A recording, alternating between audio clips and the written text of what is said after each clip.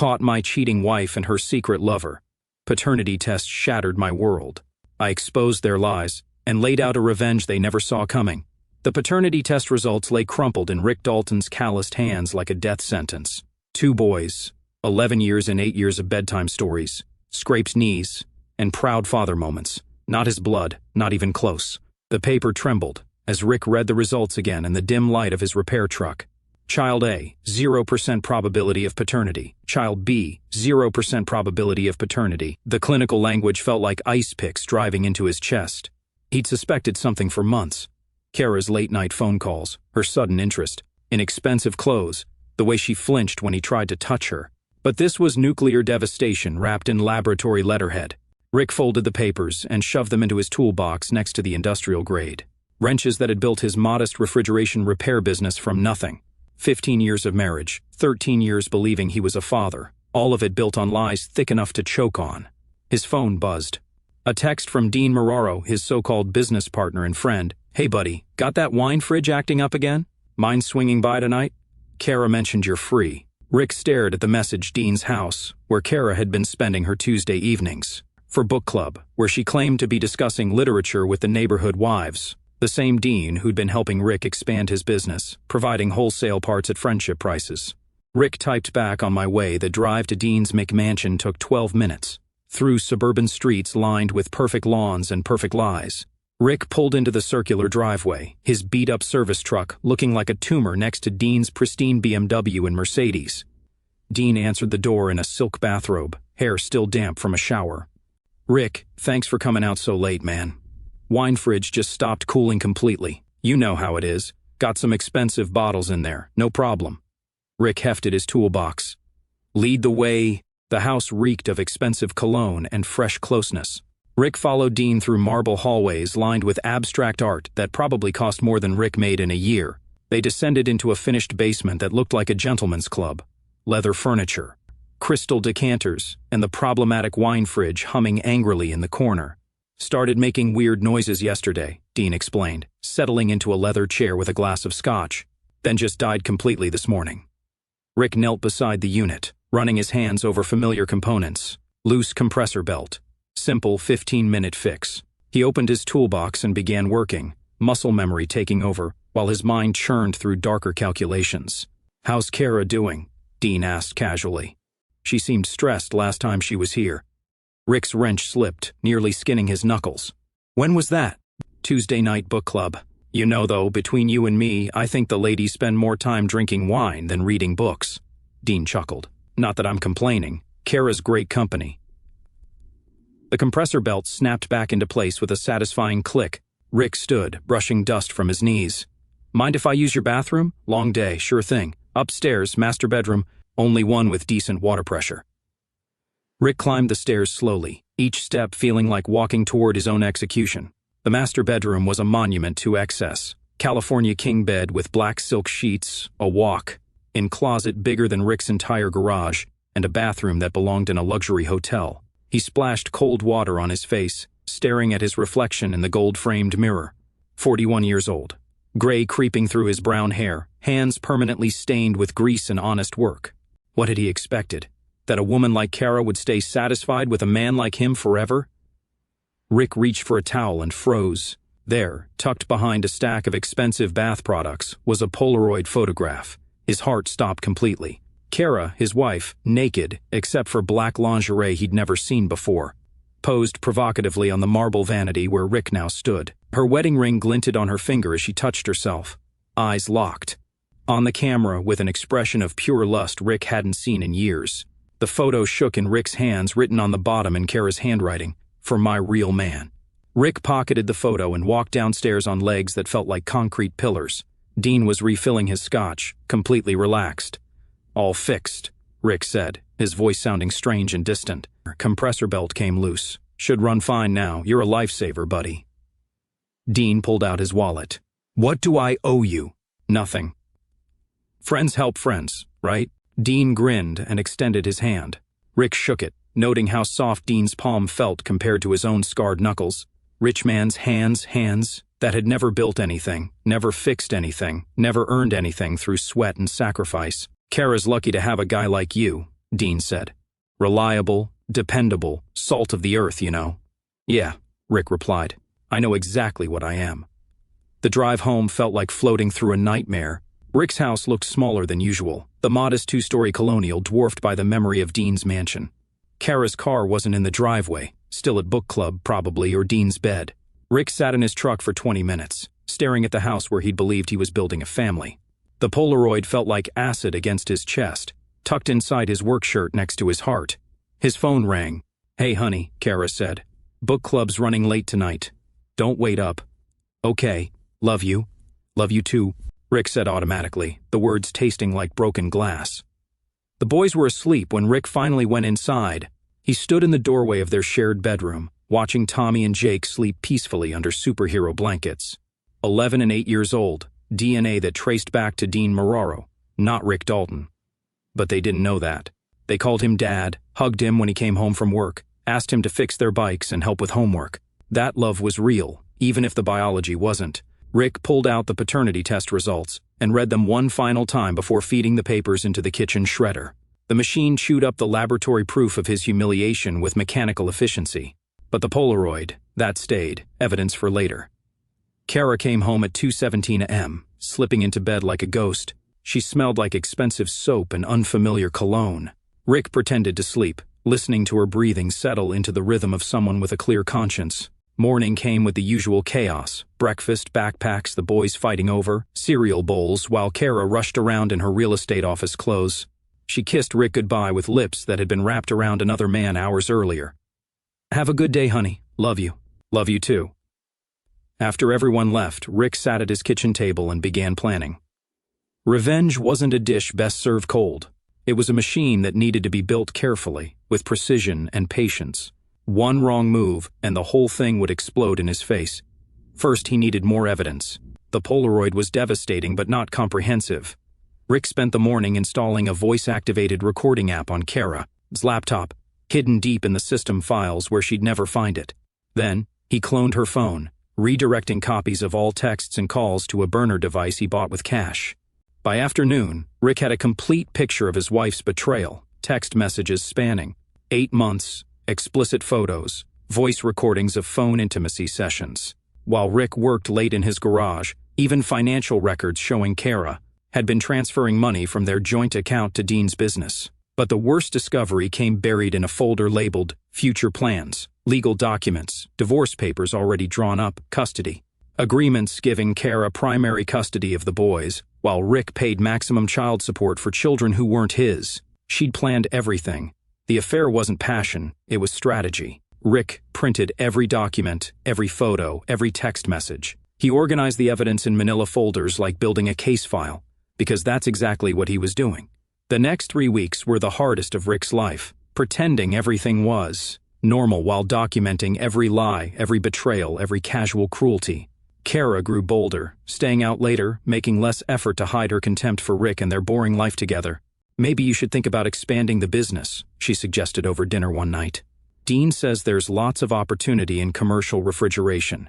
Big money. Dean says a lot of things, Rick replied carefully. He's trying to help you, Rick. God knows you need it. We can't live like this forever. The boys looked between their parents, sensing tension they couldn't understand. Tommy, the older one, reached over and patted Rick's hand. Dad, are you okay? Rick forced a smile. Just tired, buddy. Work stuff. That night, Rick listened to Kara's phone call with Dean through his hidden recordings. He's so pathetic. Kara's voice crackled through the earpiece. Just sits there like a kicked dog. I almost feel sorry for him. Not much longer, Dean replied. Once the divorce goes through, you'll be free. We both will. What about the boys? What about them? Rick will pay child support, and they'll have a real father figure in their lives. Win-win. Rick turned off the recording and stared at his ceiling until sunrise. The end of the month brought Rick's opportunity. Dean's warehouse received a massive shipment of commercial refrigeration units, a contract worth nearly $500,000.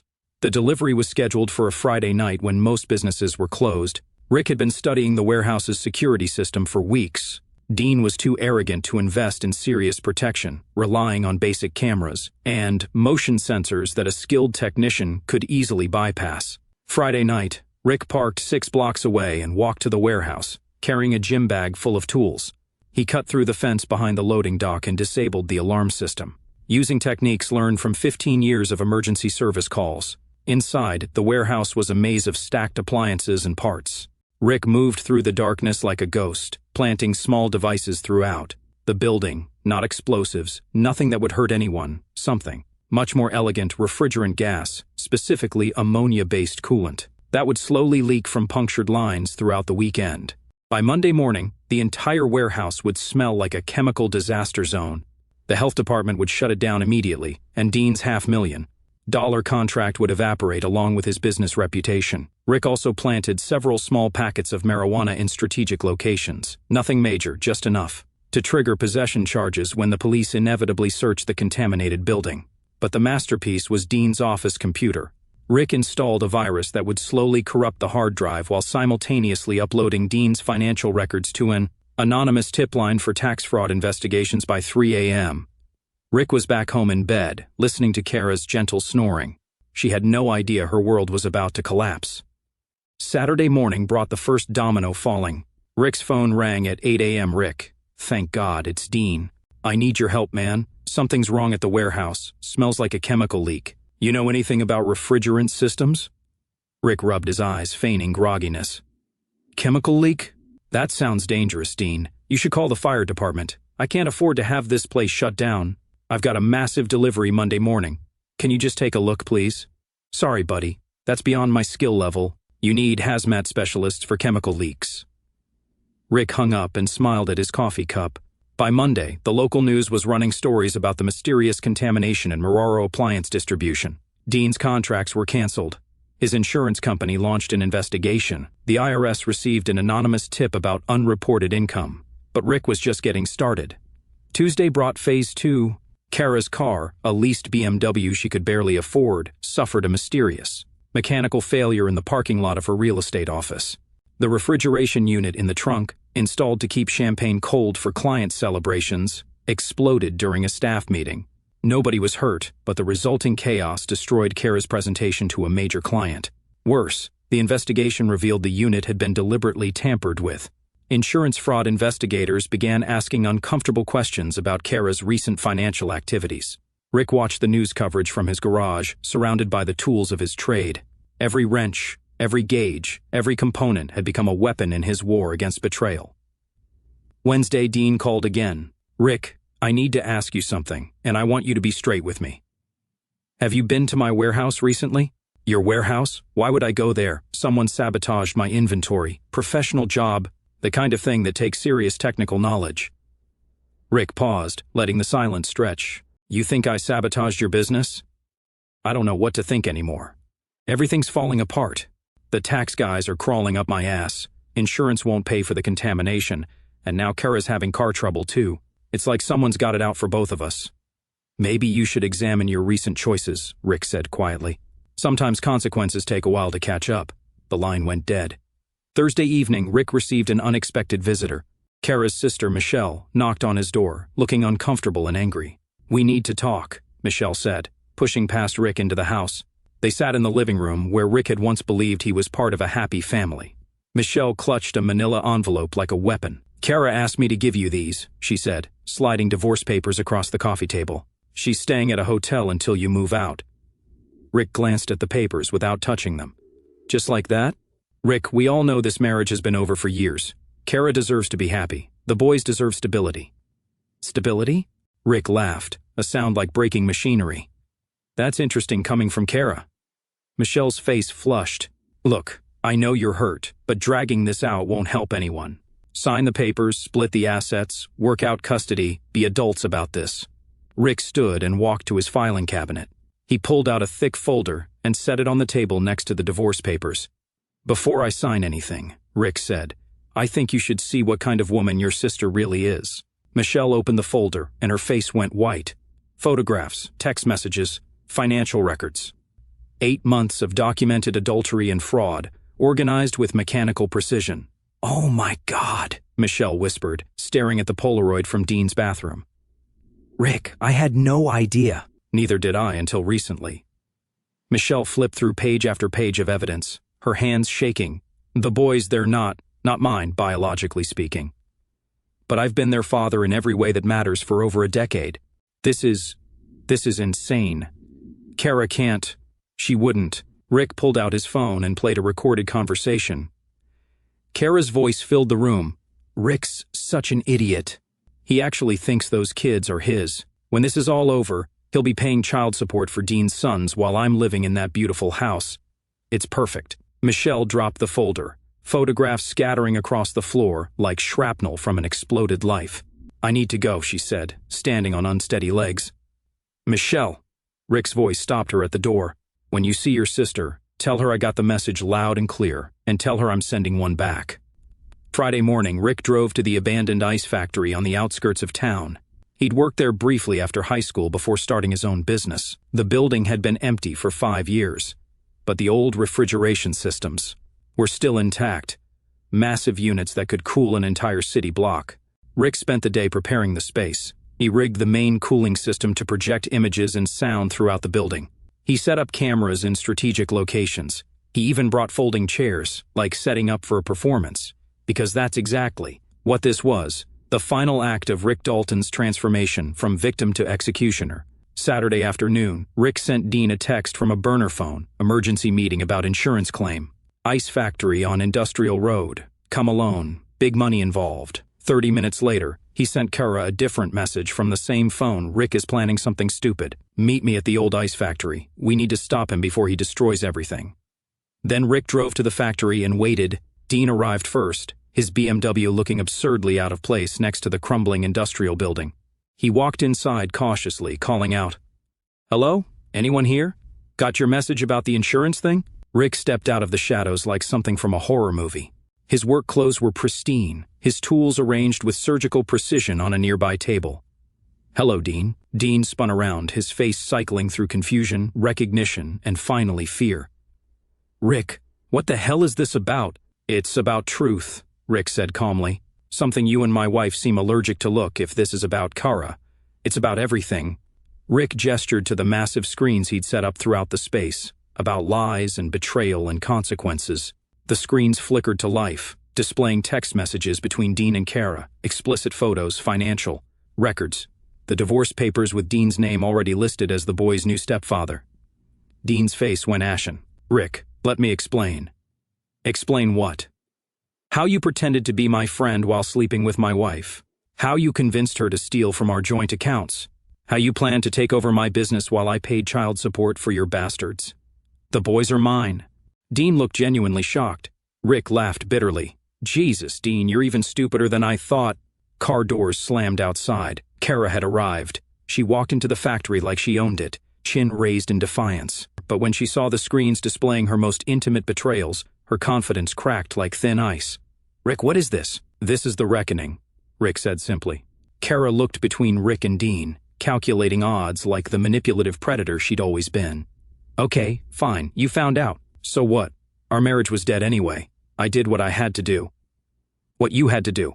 Rick's voice rose for the first time. "You had to lie about paternity? You had to steal money to plan my complete financial devastation while pretending to love me?" "I never loved you," Kara screamed, her mask finally falling away completely. "You're boring and small and pathetic. Dean offers me a real life, not this working-class nightmare." Dean stepped forward, suddenly finding courage. "Rick, I'm sorry it happened this way, but Kara's right. She deserves better than what you can give her." "Better?" Rick picked up a heavy wrench from his tool table. "You mean like a man who's about to lose everything because of tax fraud? Like a man whose business just got shut down by chemical contamination? Like a man who's been unknowingly raising another man's children while that man slept with his wife?" Dean's face flushed red. "You son of a bitch. You sabotaged my warehouse." "I fixed a problem," Rick said coldly, "just like I fix everything else." Dean lunged forward, swinging wildly at Rick's head. But Rick had been working with his hands his entire life, while Dean had been working with stock portfolios. The fight lasted about 15 seconds. Rick ducked Dean's clumsy punch and drove his fist into Dean's solar plexus, doubling him over. Then he grabbed Dean by the collar and slammed him against the concrete wall, hard enough to rattle his teeth. "You want to fight me?" Rick hissed in Dean's ear. "You want to take my wife, my kids, my money, my business, and now you want to fight me too?" Rick spun Dean around and hit him in the face with the wrench, not hard enough to cause permanent. damage, but hard enough to break his nose and send blood streaming down his expensive shirt. Dean collapsed to his knees, clutching his face and whimpering. All his smooth confidence evaporated, leaving behind a broken, bleeding man begging for mercy. "Please," Dean gasped. "Please don't kill me." "Kill you?" Rick looked genuinely puzzled. "Dean, I don't want to kill you. I want you to live a very long life. I want you to spend every day of that life remembering what it feels like to lose everything you care about." Rick turned to Kara, who was pressed against the wall in terror. "Your turn." "Rick, please think about the boys. Think about our family." "Our family?" Rick activated another screen, showing the legal documents Kara had prepared. "According to these papers, we don't have a family. According to these papers, you were planning to take my sons and my money and disappear into Dean's mansion." "They're not your sons," Kara screamed. "They never were. You were just the idiot who paid for everything while I built a real life." The words hung in the air like poison gas. Rick nodded slowly, as if Kara had just confirmed a mathematical equation. "There it is," he said quietly. "The truth." Finally, Rick walked over to Dean, who was still bleeding on the concrete floor. He grabbed Dean's phone and found Kara's contact information. "You know what's interesting about modern technology?" Rick said conversationally. "Everything gets recorded. Every text, every call, every betrayal." He played a recording of Kara's voice from the phone speaker. "Rick's such a pathetic loser. When this is over, I'll have his house, his money, and his kids, and he'll be living in some studio apartment paying me alimony for the rest of his miserable life." Dean looked up at Kara in horror. "You said you loved me." "I love what you can give me," Kara replied coldly. "Just like I used Rick for what he could give me. It's called being smart." Rick pulled out a final folder, the thickest one yet. "Speaking of being smart, let me show you how smart I've been." The folder contained legal documents Rick had been preparing with a divorce attorney who specialized in paternity fraud cases, financial records proving Kara's theft, evidence of Dean's tax evasion even, documentation of their plan to fraudulently claim child support. "See, the thing about revenge," Rick explained, "is that it's not about violence. It's about consequences, natural, legal, devastating consequences." He handed copies of the documents to both Kara and Dean. "Kara, you're going to be charged with paternity fraud, theft, and conspiracy. Dean, you're looking at tax evasion, business fraud, and conspiracy to commit identity theft." Kara's hands shook as she read the papers. "You can't do this. I'm the mother of those children. Those children deserve better than a lying fraud for a mother," Rick said quietly. "And legally speaking, since you committed paternity fraud, you'll be paying me back every penny of child support I provided for kids you knew weren't mine." Dean struggled to his feet, still clutching his broken nose. "Rick, let's make a deal. I can pay you money, whatever you want." "What I want," Rick said, "is for both of you to understand what it feels like to lose everything you thought was yours." He pressed a button on a remote control. The screens throughout the factory began broadcasting live to social media accounts Rick had created. Every ugly word Kara and Dean had spoken, every cruel confession, every moment of their complete moral bankruptcy was being streamed to their friends, families, and professional contacts. Kara watched in horror as her real estate colleagues began commenting on the live stream. Her phone started buzzing with calls and texts as her carefully constructed reputation crumbled in real time. "You're destroying us," she whispered. "You destroyed yourselves," Rick replied. "I'm just making sure everyone knows about it." Rick walked toward the exit, leaving Kara and Dean to face the consequences of their choices. At the doorway, he turned back. "Oh, and Dean, your insurance company called. They're not covering the warehouse damage. Turns out your policy doesn't include coverage for criminal activity. You'll be declaring bankruptcy by Christmas." "Rick, wait." Kara started forward. "Don't." Rick's voice stopped her cold. "Don't say my name. Don't contact me. Don't come to the house. Your lawyer can communicate with my lawyer. That's it. What about the boys?" Rick paused for a moment. His carefully controlled fury cracked, showing the pain underneath. "The boys will be fine.